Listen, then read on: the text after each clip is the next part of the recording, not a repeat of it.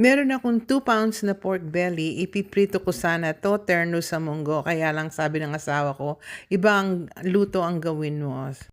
Pakukulo ko muna ng 10 minutes, linagyan ko ng patis ang tubig, pampasarap, luya, pampaalis ng amoy ng baboy, at paminta, pampabango. So once na kumukulo na, ilagay na natin ang baboy at lutuin natin for 10 minutes. After 10 minutes, alisin na natin at hugasan natin para maalis yung dumi. Lutuin na natin, slow cooker ang gamit ko. Gagamit ako ng green onions, will serve as a nest, tapos ilalagay ko na yung mga karne. So ayan.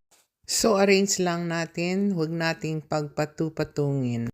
Maglalagay ako ng 1/4 cup na soy sauce, 2 tablespoons of Worcestershire, 1/2 cup ng cooking wine. Tansya-tansya lang yan. Ngayon maglalagay tayo ng spices, 3 sticks of cinnamon, 2 chunk ng rock sugar, 3 star anise, 3 bay leaves, 5 pieces of cloves. Then maglalagay tayo ng water enough to cover the meat.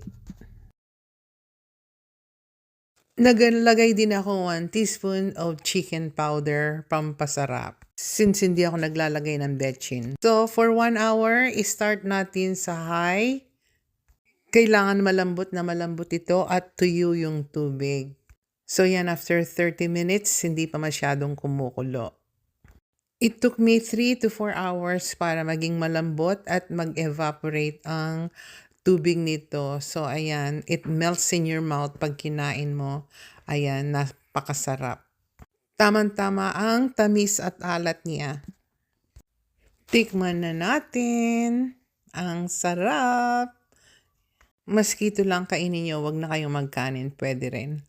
Ang tawag dito ay braised pork or sort of parang humbaba or patatim ang style ng pagkaluto nito.